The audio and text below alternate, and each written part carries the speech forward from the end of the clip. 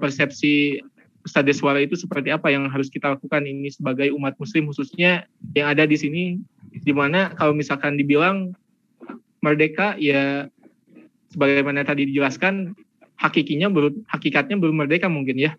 Mungkin pertanyaan yang diajukan seperti itu Ustadz. Monggo. Jadi menurut persepsi saya gitu. Ya, persepsi Masya Allah.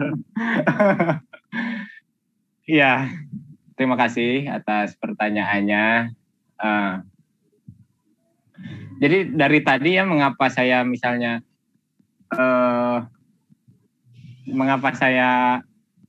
hanya membahas tentang individu, gimana masalah-masalah diri, karena tidak bisa dibayangkan bagaimana kita memerdekakan sesuatu sedangkan kita sendiri belum merdeka. Bagaimana kita bisa merubah sesuatu sedangkan kita tidak bisa merubah diri kita sendiri. Makanya ada suatu quotes Arab yang mengatakan faqidu syai' la yu'ti. Orang yang tidak memiliki sesuatu itu tidak bisa memberi. Nah, kemudian kayak kalau kita baca sirah ulama-ulama terdahulu ya, ilmuwan-ilmuwan itu mereka mempelajari ilmu keduniaan itu setelah mereka mempelajari agama. Misalnya tadi disinggung Al-Khawarizmi, pakar dalam ilmu matematika ya. Padahal Al-Khawarizmi sehebat itu dia matematika dan dia pun hafal Quran dan atau mungkin kalau saya salah hafal sebagian Al-Quran, dia ngerti fikih juga. Intinya dia tuh telah belajar ilmu-ilmu agama. Tapi kalau kita sekarang seakan-akan ada keterpisahan, misalnya orang yang belajar di pondok itu ya ke jadi ustadz, orang yang nggak belajar di pondok ya ke umum gitu. Jadi masalah-masalah diri kita seperti ya tadi tidur ba'da subuh, yang simpel-simpel lah, coba itu dirubah. Dan ada mungkin beberapa syubhat ya, kita sebutnya syubhat misalnya. Gak apa-apa kok aku main game di sela-sela waktu kosong aja, toh aku juga masih ikut webinar misalnya. Tapi sebenarnya kalau kita bisa berpikir kenapa sela-sela waktu itu hanya dipakai main game.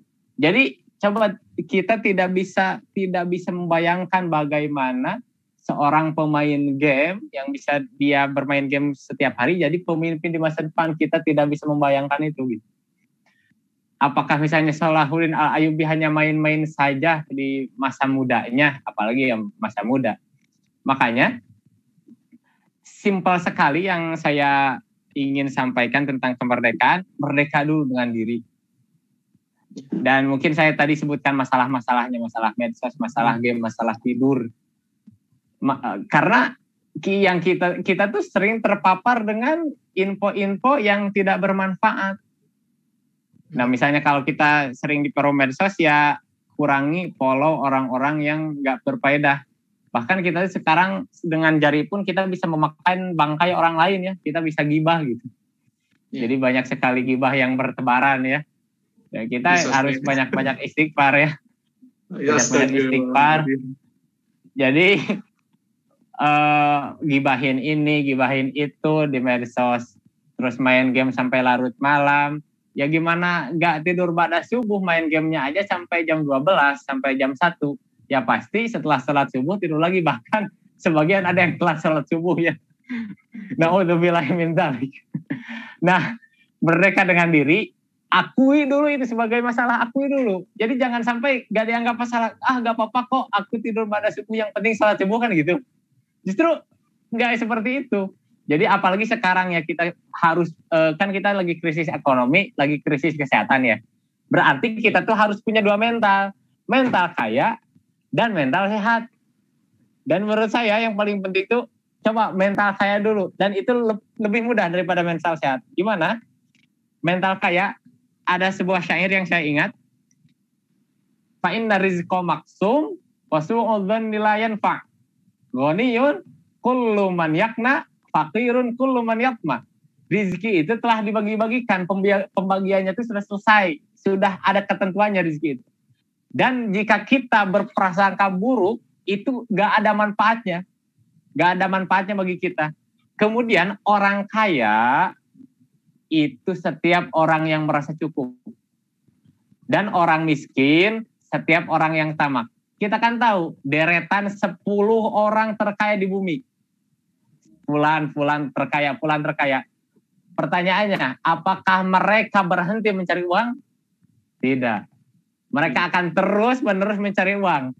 Dan ada sebuah hadis yang disampaikan oleh Rasulullah SAW. Laukana libni Adam wadiyani min mal atau labah talisan. Wala yamla'u jawfa ibni Adam illa turab. Jikalau seseorang mempunyai 2 bukit dari harta, niscaya dia akan meminta ketiganya. Dan tidak ada yang bisa mengisi perut anak Adam kecuali tanah. Artinya apa? Dia akan terus-menerus mencari harta sampai dia dikubur di dalam tanah. Jadi sebanyak apapun harta kita, itu tidak akan pernah cukup selama ketamakan itu masih berada dalam hati kita.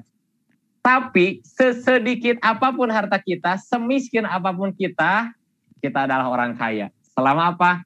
Selama kita ada rasa qanaah di dalam hati kita. Itu yang pertama, mental kaya. Kemudian mental sehat. Tadi udah disinggung sedikit. Jangan sampai kita gara-gara lihat grafik kematian yang tinggi, takut apa. Padahal kita tahu kematian itu ada COVID, gak ada COVID, tetap ada.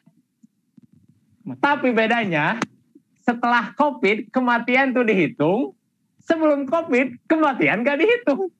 Padahal kalau dihitung mah gerak, mungkin lebih banyak yang meninggal sebelum COVID mungkin ya. Tapi ini setelah COVID kita hitung kematian itu, jadi seakan-akan banyak, padahal kematian itu ada setiap hari gitu. Sebagaimana kelahiran pun ada setiap hari. Jadi stop mengeluh, perbanyak bersyukur.